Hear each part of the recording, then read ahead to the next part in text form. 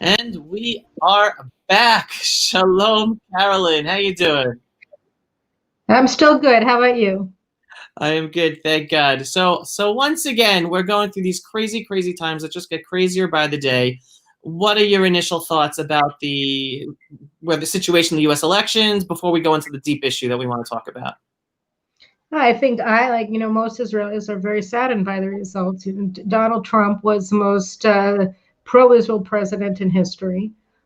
His policies here in the Middle East were remarkably successful. He brought peace and stability to an area that has known little of either for the past many, many generations. He empowered Israelis to stand up for ourselves and for our rights in a way that no president ever did. When Prime Minister Netanyahu likened him to Koresh, the Persian emperor who told the Jewish people that they can go back to Jerusalem after the first exile and build the temple. He was accurate. I mean, that was an accurate comparison. Trump has truly been the best friend that Israel and really the Jewish people have had ever in the White House. His actions on behalf of American Jews and protecting them and giving them Title VI protection under the Civil Rights Act in universities, adopting the International Holocaust Remembrance Alliance's definition of anti-Semitism. All of these things have really made him an amazing president. And obviously, from the perspective of the American people, I mean, he rebuilt the manufacturing base in the United States. He negotiated trade treaties with Mexico and Canada, Europe, China, and other countries that were much better for the American worker, much better for American manufacturers, brought manufacturing plants back to America. He's gone through a lot of criticism for coronavirus, but that was mainly in his style, because on the ground, we see that Pfizer is their vaccine is up and ready. There are going to be others, I would assume, in the coming weeks that are also going to be up and ready, and that's going to really enable the American people and much of the world, and God willing, the Israelis, to go back to our normally scheduled lives. So, I mean, all of these things were done under his leadership and with his visionary leadership. So, the fact that by all appearances, it looks as though, he's going to be out of office and that Obama's vice president, Joe Biden, is going to be in office. Aside from everything else, it's really a huge loss to the Middle East. It's a huge loss to Israel. It's a really huge loss to America. So, I think I speak for many, many Israelis when I say that I've been really upset, since the vote came out. And I don't think that there's anything wrong with acknowledging that. I mean, we're losing the greatest friend we've had in the White House. And, we can talk about and I think we should talk now mainly about what awaits us. But I think, we're experiencing a major loss. And so it's reasonable for people to be upset about that. And I am, I'm very sad. No, 100%, 100%. And again, we still have the whole legal process to find out what will actually happen. But as of right now, it looks like I'm certainly pulling for him. I'm praying that that the results are overturned. But it's not going to even.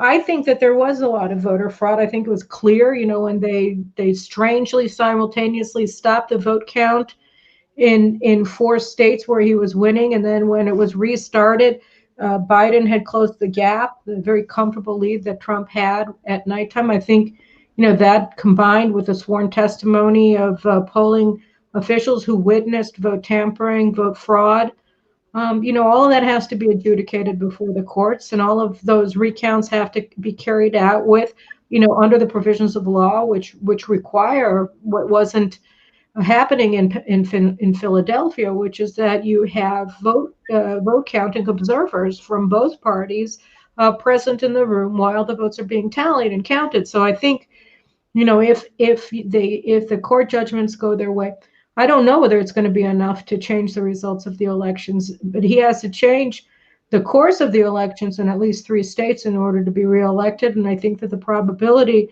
of it happening in one state is probably not that great, but the probability of it happening in 3 states is rather low. So while I hold out hope and I continue to pray that this extraordinary man and this incredibly successful president and this extraordinary friend to the Jewish people will remain in office for another 4 years, I'm not under any illusions that it's a likely outcome. All right. So let's go into the depth of the matter, because you're really focused on this right now. The outcome for the Jews in Israel and the United States as a result of these elections.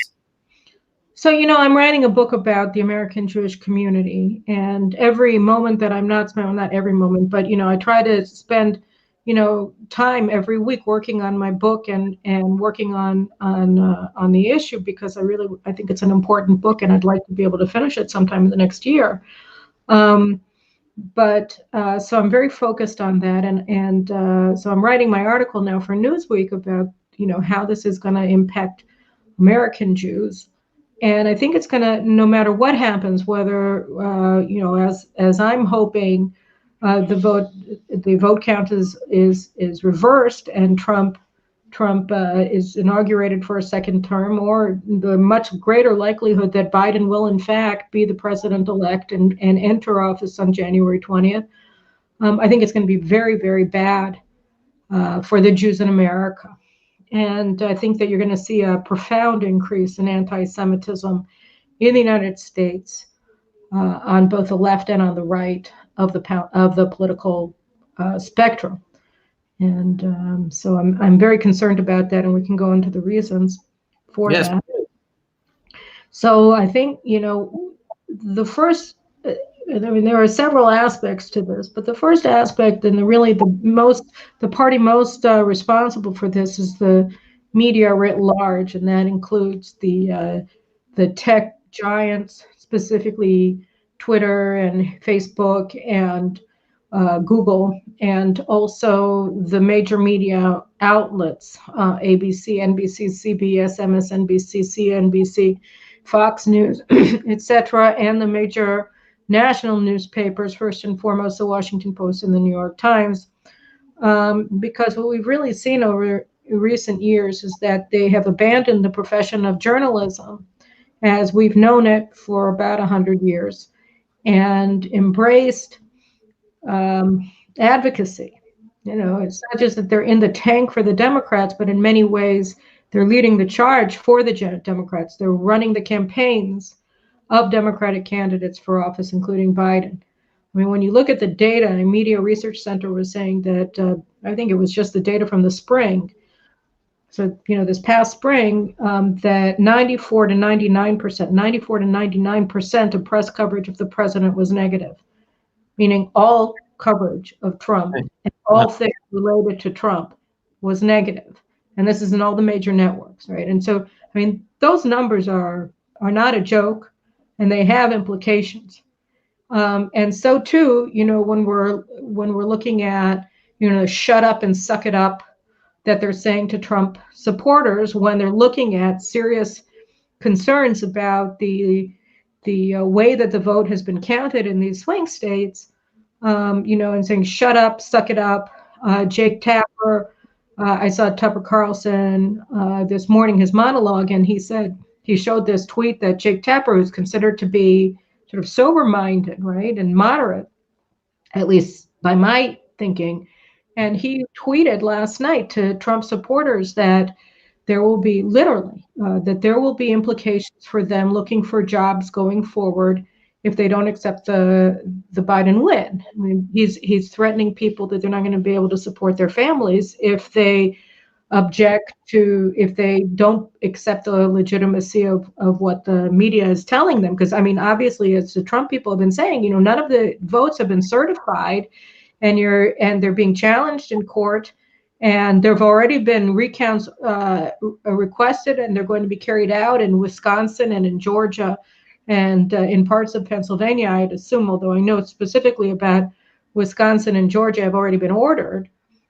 So this is a really stunning thing. You're going to be blacklisted. And of course, you have other Democratic people like Ocasio-Cortez and the former Speaker of the DNC, Pete Buttigieg's advisor calling for blacklisting. You have Jen Rubin from the Washington Post and MSNBC calling for the GOP to be burned down, burned to the ground, so that they never dare do something like this again. And they actually have a project called the Trump Accountability Project, where they're listing people's names and even addresses.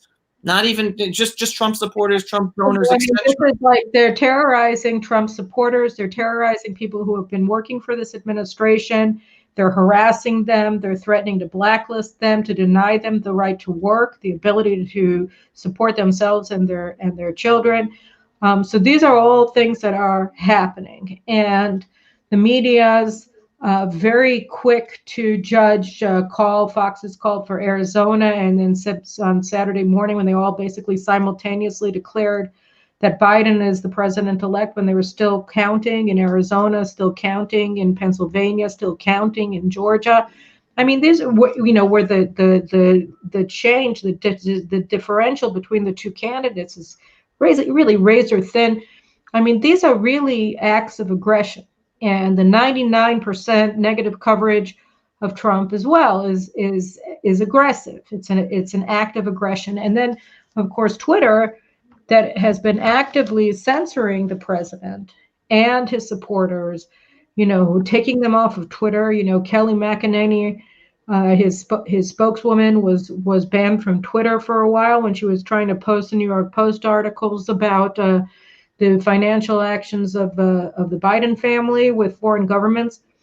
These things have never happened before, that people with such profound control over communications in America have been using their power, abusing their power in broad daylight to censor thought, to censor opinion, to censor, most importantly, information.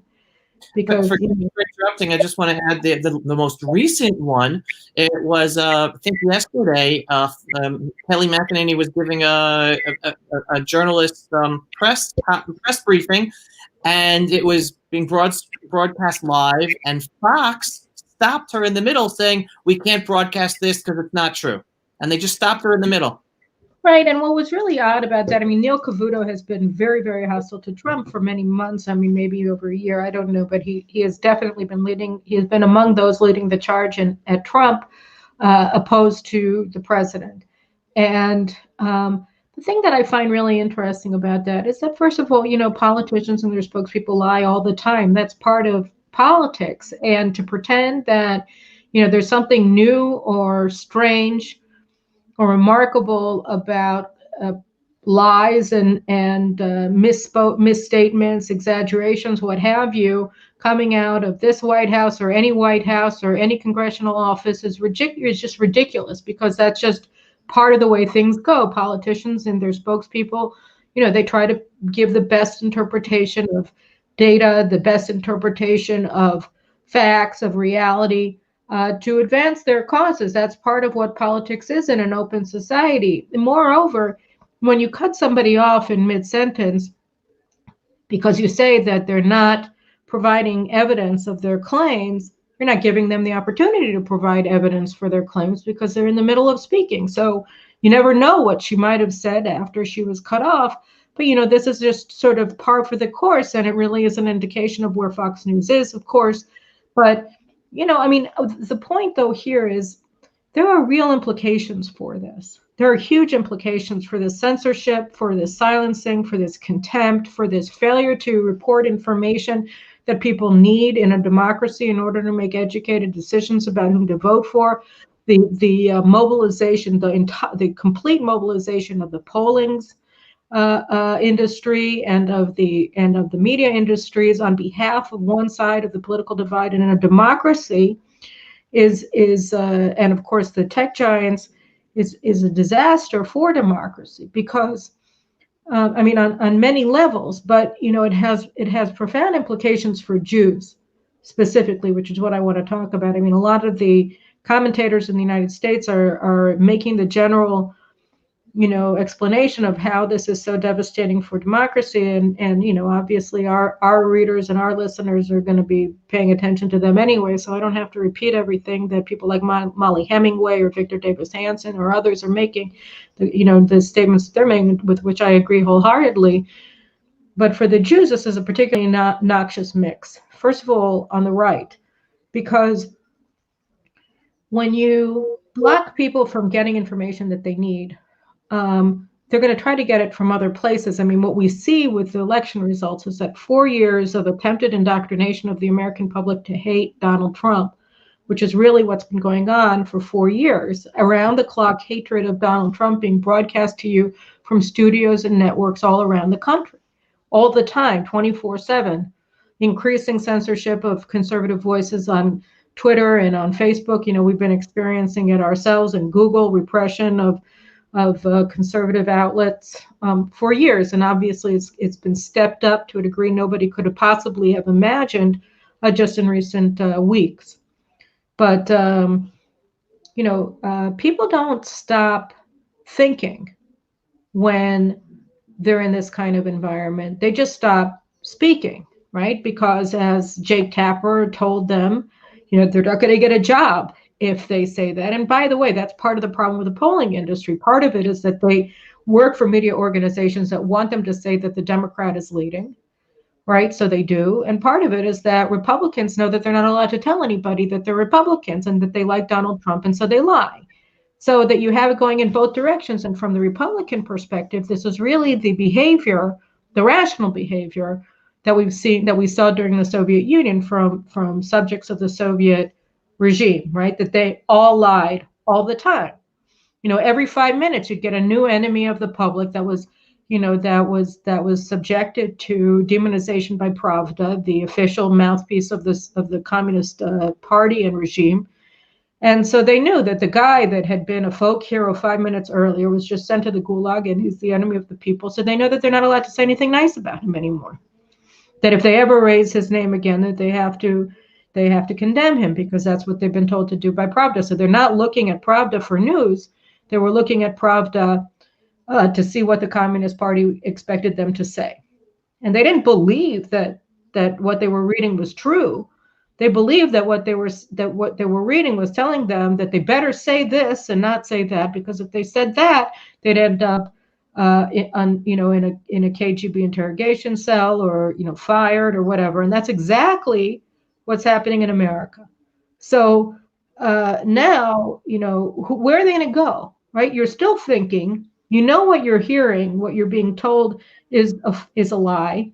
So you're going to go to people who are giving you the truth. And the people who give you the truth most convincingly often are conspiracy theorists, right? So that you can expect for conspiracy theory websites to proliferate in the weeks and months and years to come, presuming, either outcome, either if Trump is able to reverse the results, and then you get mass rioting on the part of Biden supporters from Black Lives Matter, Antifa, the media, and all of that. Or, and then they become even more unhinged, which is hard to imagine, but they will be, covering a second term. And if Biden wins and they continue to repress speech by Republicans, by the president, by his supporters on social media, and in the so-called mainstream media, you're also going to have the same thing. So that you can expect that at any time that you have a proliferation of conspiracy theories, anytime that you have a large proportion of a population that is open to conspiracy theories and conspiratorial thought processes, which is what you're forcing them into by not providing them with actual information and by shutting them up, then you're going to see an increase in anti-Semitism, because anti-Semitism, it is a conspiracy theory. It's the most powerful conspiracy theory in many ways that there is, because it provides you with a full explanation for reality, all being the fault of the Jews, the money men, the bankers, the networks, Hollywood, everything, they're all run by Jews, and therefore this is a world Jewish conspiracy to destroy the United States. So that, all those conspiracies that have been, motivating and and and being used to justify acts of mass murder of Jews in the United States by white supremacists, and so on and so forth, that we've experienced, over the past couple of years. Those conspiracies are going to be becoming more popular, and their influence on the public, particularly on the right, is going to grow. Which brings us to the left, because the left, in a way, the right, we've seen right-wing anti-Semitism in the United States. We saw it at Poway. We saw it at the Tree of Life synagogue in Pittsburgh. We see it on the web. We see it in other places. But where we don't see it is in the Republican Party, right? We don't see it, or at least not in polite company. The Republican Party, by and large, the people who are elected officials, the congressional contingent, the Senate delegation, and the president and the presidential candidates, in 2016 for the nomination, are all philo-Semitic. They're the most pro-Israel, pro-Jewish party, really, in the history of politics outside of Israel, probably in human history. So there is no institutional anti-Semitism on the left, on the right. That is not the case on the left, right? And so the other problem is not just that you have anti-Semites like Ilhan Omar and Alexandria Ocasio-Cortez, Rashida Tlaib, etc., who are increasingly in positions of power in the party, or Keith Ellison, Andre Carson, and the list goes on. And then you have new ones who have risen up and been elected last week, like Jamal Bowman in Elliot Engel's old district, and so on and so forth. It's much more problematic than that, which is that sort of the article of faith of the left in the United States, and particularly of the Democratic Party writ large, is critical race theory. Critical race theory is identity politics, essentially. And it says that there's a pecking order, that we're all divided into groups, identity groups, racial groups, ethnic groups. And our goodness is a function of what group we belong to. So the Jews have been labeled white people, and white people all suffer from white privilege. But Jews are particularly easy to single out by the left, and they are. And so you see it in Black Lives Matters riots, that they're singling out Jewish businesses for vandalization, or synagogues, in LA, in Beverly Hills, and other places, Beverly Wood, and in Kenosha, Wisconsin. They went after, how many synagogues are even in Kenosha, but they managed to vandalize, the big one, and so on and so forth. So, you're seeing it very clearly that the Jews are being singled out by these groups for specific hatred. And this is also, of course, an Islamist anti-Semitism, and the Islamists are very, very powerful in today's Democratic Party, because they're considered to be part of the Progressive Alliance.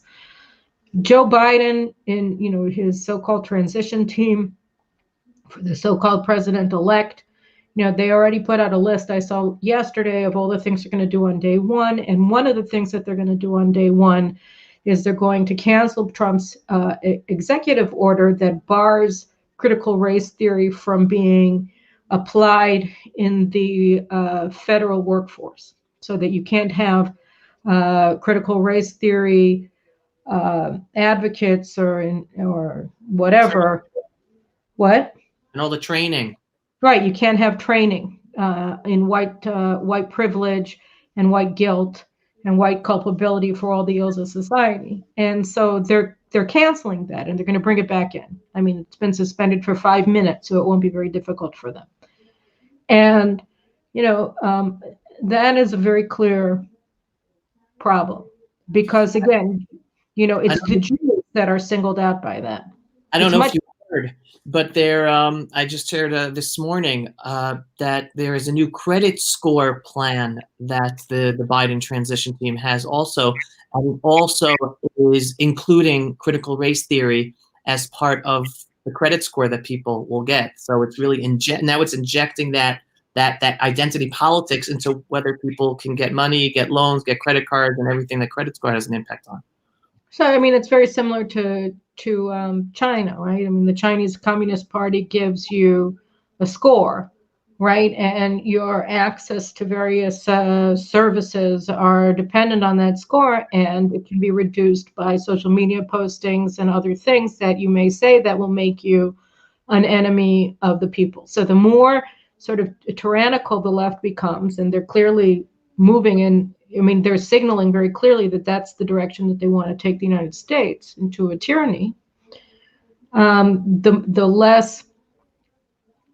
less safe American Jews are, because again, I mean, it's like the 2 minutes of hate against Goldstein in 1984. Why was it Goldstein that was the sort of the avatar of public rage in 1984? It was because Goldstein is a Jew, and if you want, what you're talking about.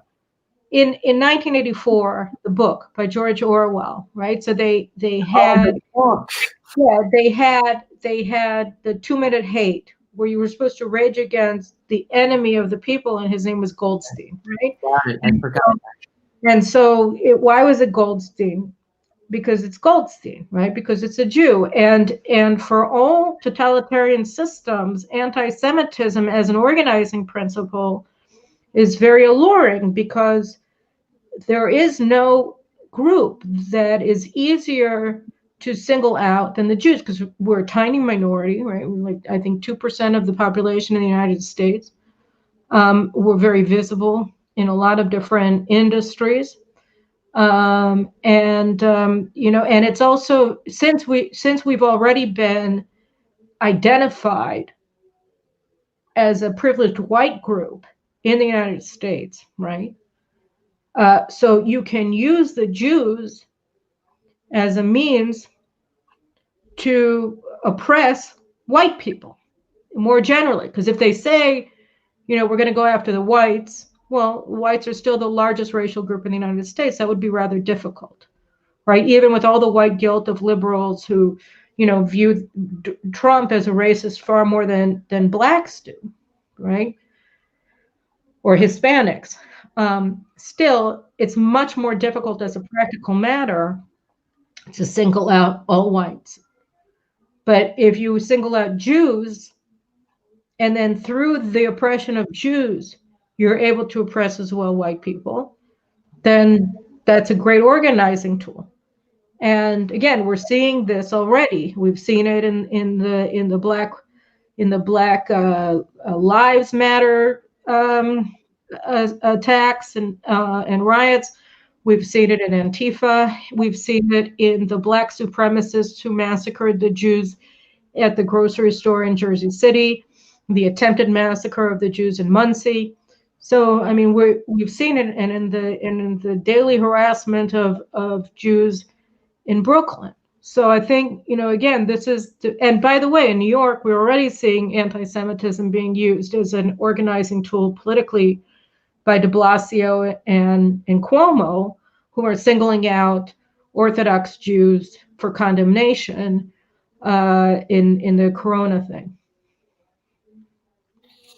And I just want to bring two things together that you mentioned, and it's something I know I've been talking about for a long time.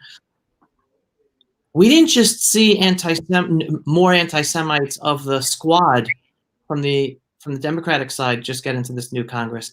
I know there was an article on JNS, I can't find it right now, about a Republican anti-Semite that just got into Congress, whether one or two, which shows, again, following your thinking, that even though, like you've been saying and I've been saying, that the anti-Semitism is more accepted and mainstreamed in the Democrat Party with their leadership enabling it, it does exist on the Republican right conservative side, even though it's not accepted. But now we're seeing the first. Well, didn't see that. I'm assuming that one of them was the woman who is citing the QAnon conspiracy theory, Yeah. right? Is that Yeah. one of them? Right. Yeah. So I haven't been following it that closely, but if that's the case, then that just, proves my point. Again, like when we've been in this media environment of constant lies emanating from everywhere, and the silencing of, like, I was talking to a colleague of mine yesterday, and he was telling me about the QAnon thing, because I really have not been focused on it at all. And I was asking him what it is. And he said, look, it's a conspiracy theory. And there was this guy who called himself Q, and he wrote out this conspiracy theory. I think it was about the media and Trump. And then from then, Anon is just other people carrying this on and spinning it larger and larger, right? And I may be screwing it all up in my explanation of it, because, again, I'm getting it secondhand and I really haven't been following it. But again, why would people be going to conspiracy theories? Right. He said, look, if a journalist, a real journalist, was trying to do an investigative report on a lot of the allegations that the QAnon people have been putting out, right? To really look into it, because, say 60% of the things that they write are true. That usually a conspiracy theory is based on 50%, 40%, 60% truth, and the rest of it is just lies that they put in to kind of give a veneer of explanation to facts that is conspiratorial, right? So he said, say 50% of their allegations or whatever are true. And again, I don't know what I'm talking about, in the sense that I thought it was something about pedophilia. But he said it's not just then. And he said, look, if that journalist had come to the New York Times or the Washington Post or the New York Post, for that matter, anybody, Wall Street Journal, they would throw him out of the building, and they wouldn't let him come back, and he would be blacklisted. They don't want to touch any of these stories. They will not report any of the allegations. They won't look into them. So if you can't have a credible report, airing of the allegations, and a real check into them, right? I mean, like, where somebody could move up in the world, or even just be published, in a newspaper, where he was actually investigating the allegations that are being put forward by QAnon posters, right? Then they're never gonna. Then you're saying is shut up and listen to us, because we're credible. But you're not credible, right? CNN, Washington Post, New York Times, all of them have no credibility, because they refuse to look into allegations, some of which are true and some of which are complete rubbish. But you can't separate the wheat from the chaff if you won't even look at it. If you won't even harvest the crop, if you won't even look at this and say, let's think about this. You have millions of Americans who are concerned about this. Let's report on it. Let's do real reportage. That's the problem. You don't have journalism, right? I came into journalism as a columnist, right? I never, except for when I was reporting with the 3rd Infantry Division in Iraq, and then I was just chronicling what the battalion I was embedded with was doing. I wasn't writing commentary, except for like my Friday columns I was writing, but as columns. So the only time that I was ever a straight news reporter was in Iraq. Okay, I never did it. I never tried to do it. It's not my profession. My profession is to be a columnist. But people are reporters. They go to journalism school. They think that they're learning how to report news, which means bringing facts to the people. You're right. It means looking into claims and trying to find them out. There is no journalism in the United States anymore. The New York Times, I think Molly Hemingway said it. I didn't know. They printed on election day, just to be clear, 15 columns, all of their columnists explaining why that Trump had to be defeated. And of course, it bled in. It has been bleeding into their front page for years. So that you can't. You're not, and nobody is just saying this is what happened. I saw Media Research Council when I was looking at their data yesterday. They just had this story up how Trump went to India. He signed these massive free trade deals with Modi. And the press coverage of that trip, which was so important for U.S. industry, was covered as a tourist vacation. I mean, they No. didn't give minimal information about why any of this was significant for the American public. So, this is how you do it. And so, again, this is why somebody who believes in proudly a conspiracy theory, who ascribes to it, why she's elected to Congress. And this is the danger that I'm talking about on the right. So again, and I blame the media. I mean, the media play a huge role.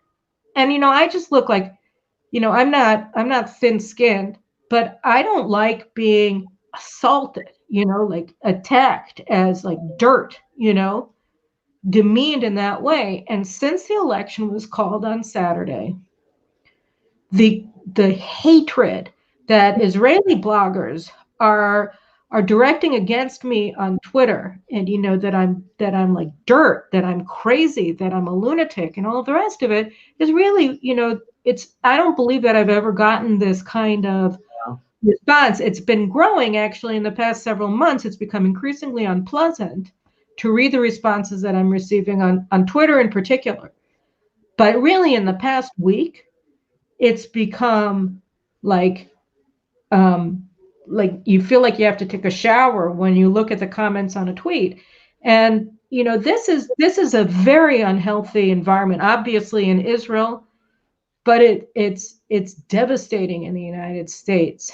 And again, it's devastating for the United States as a whole. Remember, Professor Ruth Weiss at Harvard, who's really an extraordinary thinker, and she's really educated me a lot over the past 30 years of reading her on the nature of anti-Semitism and its relationship to the health of societies. And she has one sort of basic premise that has really guided me because of her, because I learned it from her, which is she says that you can judge the health of a democracy by the level of anti-Semitism in that democracy. So that the lower the level of anti-Semitism, the healthier the democracy, and the greater the level of anti-Semitism, the less healthy the democracy. And the United States, we already know, is very unhealthy. You have extraordinary political polarization and increased hatred across the line, the political sociological divide. You have increased violence. You have the Democrats that are seeing and using violence as a tool in politics, something that we really haven't seen in our lifetimes. And conspiracy theories being promoted by a media that has rejected journalism and silenced all dissidents. These are dissident voices. This is a Pravda, Izvestia media environment in the United States, and it's being massively exacerbated by the tech giants. So, I mean, this is something, that we never wanted to believe could happen in America, and it's happening in America. Yeah, and people are very excited about Joe Biden's unity speech. But unfortunately, the sad fact is, like, this is the state of the cancel culture of media, of journalism, of social media.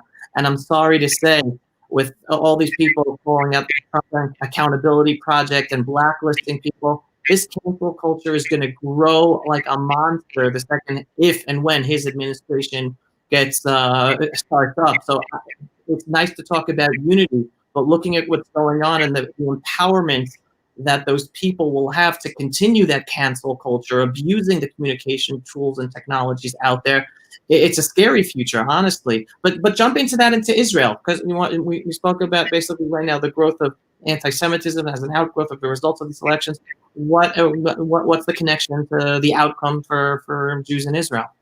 Well, I think that a good starting off point is Biden's speech, because you can see how disingenuous it is by the fact that he and Obama and there's senior aides, Susan Rice, Avril Haines, John Kerry, Tony Blinken, all of the people who are being touted, and Samantha Power for senior positions in the Biden administration were spying on Trump and on his advisors in the months leading up to the 2016 election and the 2 months between the election and his inauguration. And then they continued this spying operation with the intention of overthrowing him through the FBI into his presidency. They were responsible for the special counsel probe, which of course was led to nothing.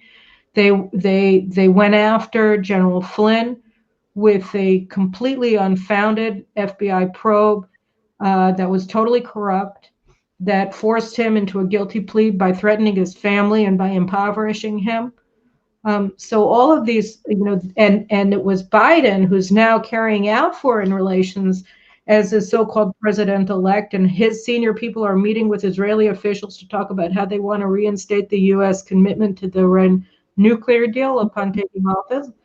They're doing everything that they criminalized Flynn for doing, which was setting up the transition in power from the Obama presidency to the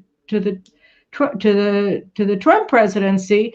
And it was Biden who was the one who, in a meeting in the Oval Office on January 15th, 2017, so 15 days before Trump was inaugurated, called for the FBI to open a probe against Mike Flynn under the Logan Act, which is a tyrannical law that has never been enforced and is unconstitutional, that claims that it's illegal for private citizens to carry out, foreign policy.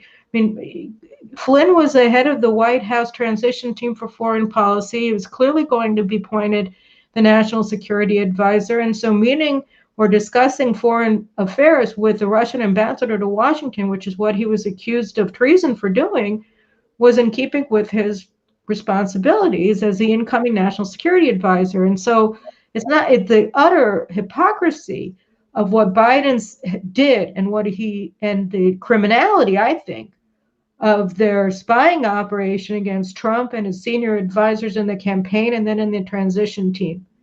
The spurious charges that they waged against him, the 4 years of uninterrupted attempts to delegitimize his presidency and to criminalize him and his senior advisors, and then after this, and in the face, in the midst of an election count that is on its face problematic, even if it wasn't decisive in terms of the results of the race, to say we are all Americans and we should be unified it's beyond obnoxious, So I think, as everybody from Newt Gingrich to the last of the, Trump supporters on the street demanding a fair vote count have been saying, if you want to have unity, you have to be the one to apologize for what you did and to change your ways. And you don't see that with the media that's saying they're going to blacklist everybody who worked for Trump. And that, if you oppose the way that they made the call on the elections, that you're never going to get work. This is a joke. And that really does bring us to the foreign policy. Because, in Israel, our commentators and our talking heads, and I believe our politicians, which is bad, are now trying to read the tea leaves. Oh, well, what does it mean if Michelle Flournoy is appointed defense secretary? What does it mean if Susan Rice or another person is appointed secretary of state? What does it mean if Wendy Sherman is appointed UN ambassador or somebody else? And so on and so forth. Well, this one is a moderate and this one is more extreme. This one is more pro-Israel. This one is less pro-Israel. None of this is at all relevant to anything at all. And I'll explain. The Biden transition team, their foreign policy people, have made very clear repeatedly, including Biden himself and Kamala Harris, that the starting point of a Biden foreign policy is the end point of the Obama administration's foreign policy. There won't be any continuation of policy from the Trump administration. For 4 years, they have been saying that Trump is illegitimate and that everything that he does is treacherous and treasonous, right? They are not going to accept anything that he did. they're going to cancel everything that he did or do their best to do so. And if they don't do it actively, they'll do it passively, because what they're going to be doing from day one, and they're already starting now, is reinstating the Obama presidency's foreign policy, specifically to the Middle East. What does that mean? They already said they're going to reopen the PLO delegation in Washington. They're going to reinstate, despite the Taylor Force Act, which outlaws the transfer of funds to the Palestinian Authority because they pay terrorists with that money, right? They're going to reinstate U.S. financial assistance to the Palestinian Authority budget. So that's actually a breach of U.S. law, but who cares, right?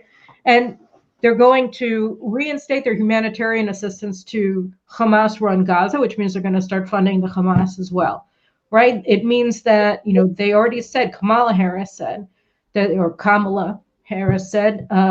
October 31st in an interview with Arab American News in Dearborn, Michigan, that they were going to reassess their ties to Saudi Arabia and end their U.S. support for the Saudi war against the Iranian-controlled Houthi regime in Yemen. So, they're saying we're realigning towards Iran. We're going to restart negotiations with the Iranians towards restoration of America's commitment to the Iran nuclear deal. And so, I saw Ynet was like, well, they're going to do it this way. They're going to do it that. What they want to do is they want to give Iran the bomb, right? I mean, they're going to. They said that Trump, who reinstated and strengthened America's traditional alliances with the Sunni Arab states and with Israel over the past 4 years, after Obama, kicked us under the bus, all of us. They're saying that they're going to reassert America's alliance with who? With Iran and the Muslim Brotherhood and Turkey. So, people say, well, Biden called for Erdogan to be overthrown. True, but it doesn't matter. Now, where did it end? Where did Obama end in 2017? With Resolution 2234, right? Which, despite the fact that they abstained from it, this was an Obama administration initiative, right? This was written by Samantha Power. This was not, oh, well, we don't feel like vetoing it, but we're not for it. No. Remind people what it was. Remind people what it was. Which criminalized Israeli communities beyond the 1949 armistice lines, which includes eastern, southern, northern Jerusalem, the Golan Heights, Judea, and Samaria. They criminalized it. They said it was illegal under international law, and the Obama administration abstained from that, allowing it to pass. It was the most anti-Israel resolution at the UN ever, at the Security Council. And what it does is it set Israel up for war crimes prosecution in the International Criminal Court. So because Trump didn't have the ability to garner a majority to overturn 2234, he and Mike Pompeo, David Friedman, and others, John Bolton during his tenure as National Security Advisor, they have been actively and aggressively going after the International Criminal Court and making it clear that the United States has already begun sanctioning the prosecutors. They don't allow them visas into the United States. They were doing financial sanctions against them if they dared not only go after U.S. military personnel, but also Israeli nationals, right? So they were putting them on notice that they may not use 2234 as a basis for war crimes prosecutions of Israelis. But that, of course, was an Obama administration initiative, which means that once Biden comes in and reinstates Obama's Middle East policy, Israel will again be in jeopardy of war crimes prosecutions of our soldiers, our officers, and our politicians at the ICC. Aside from that, right, and of course, Iran is the big one, right? So, when people say, well, we need to see who he's going to appoint, and he's really, and he's pro-Israel, it doesn't matter. And the other aspect of that's so important to bear in mind, and why it is so immaterial who is the functionary who he appoints to what job, is because, Obama, that point that he arrived at the end of his second term, the Iran nuclear deal on the one hand, and Resolution 2234 in the Security Council on the other hand,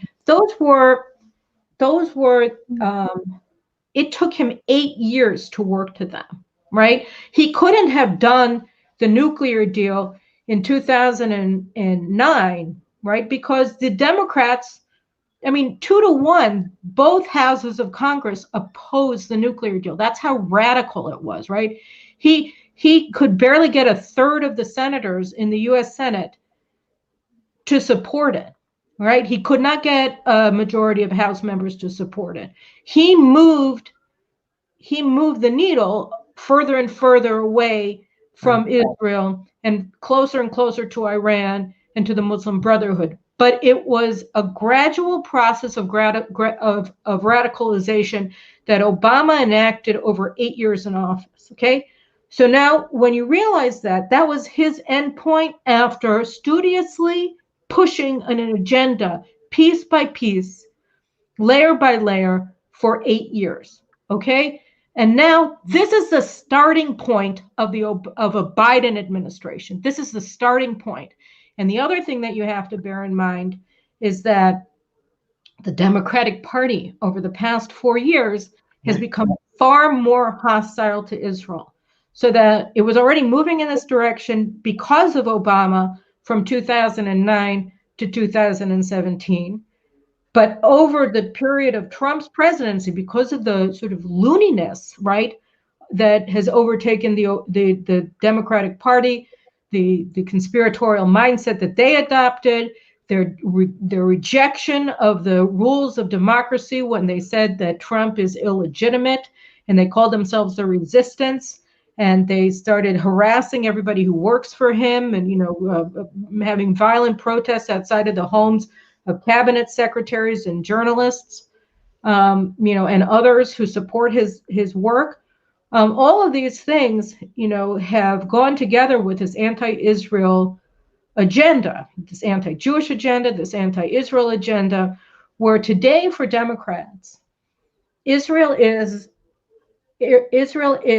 a core, hating Israel, opposing Israel, has become a core principle passionately held by grassroots activists. So that, if opposing the Vietnam War was that sort of central organizing principle from a foreign policy perspective in the 1960s, and, supporting the Sandinistas was in the 1980s, today, the foreign issue that Democrats are uniting around is profound hatred of Israel and its supporters in the United States, which again is why Jews in the United States are in so much trouble. So that the grassroots of the party will not abide by an administration that takes a soft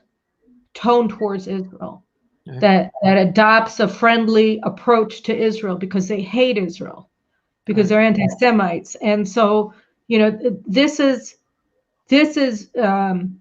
why I don't care who he appoints to any position, and why, more importantly than Caroline Glick, the Israeli public has to understand this, and our leadership has to understand this, because you can't prepare yourself for what awaits you if you're denying what you're facing.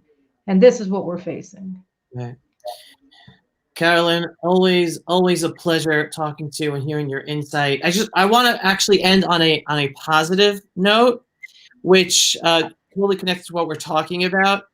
I know the probability is really, really low, but somehow deep in my gut, based on everything I see out there, based on the fact that I know President Donald Trump, when he was citizen Donald Trump back in 2012, he was already calling that there was fraud in U.S. The election processes.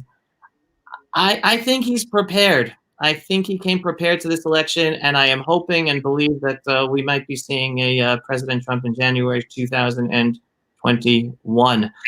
Again, probability very low. All praying, but I'm just leaving that there as a positive. I'll say two positive things. One is from a substantive perspective, and the other is from a faith perspective. So from a substantive perspective, I think it's really important that Trump's legacy in the Middle East is going to make it difficult. It's not that there are going to be checks and balances domestically on an anti-Israel Biden policy, but there are regional checks and balances today, right? Because I think that the zone of peace that the Abraham Accords has brought above the waterline, right? The people can see that's formalized with normalized relations between Israel, the UAE, Bahrain, and Sudan. I think that, and the barely under the waterline alliance between Israel and the Saudi Arabians, I think, these are based on actual interests, it's not, doves of peace and balloons on the White House lawn. This is a reflection of interests. It's Right. not an invention of them. And this alliance is not going to support a radical transformation of American foreign policy towards Iran and the Muslim Brotherhood and against us. And so I think that Israel is in a position to weather this storm with its new alliance with the Sunnis. And I think that that's important. And, the last portion that we just read, right, Lech Lecha in the book of Genesis, was ended with the binding of Isaac. And, Kierkegaard wrote a book about it that I read back in college, and it made a profound impact on me, where his reading of it was sort of the absurd, that he described Abraham and Isaac going up to Mount Moriah, and he explained that Abraham believed that he had to kill his son, but he also believed that God wouldn't make him. And so that duality that he really profoundly described in his book, Fear and Trembling, it's really what hope is about, that you have to reconcile yourself with bad outcomes, but you always keep faith that it's going to be reversed, either by your own action or by an act of God, that you're going to manage to get through it. And, the binding of Isaac is a horrible tale, but it's also one of faith and of hope. And I think, we have to think about that going forward, that we do have the tools in our hand to weather this storm, both domestically in the United States and for the Jews who stand up for our rights, and in Israel and among American Jews, and defend ourselves. We have the ability to do these things, and we have to have faith, and we have to be strong. But I think we managed to survive Obama, and I think there are a lot of fantastic people in the United States of America who really, really love the United States and are committed to it and to the democracy in that country. And hopefully they're going to be the ones who prevail on either side of the political divide, and save America from this crisis that it's now steeped in. And the Jews have to defend themselves. Right. Right. Yeah, no, and I think it's very important if and when Biden does become president, like you said, we survived, I think, the worst, most hostile administration ever to Israel in 8 years. So we survive a Biden-Harris administration. Caroline, always a pleasure. Thank you so very much. Take care. Bye-bye. All right, everyone. Thank you for watching. Shalom. Bye. From the eternal and ancestral homeland of the Jewish people, land Israel.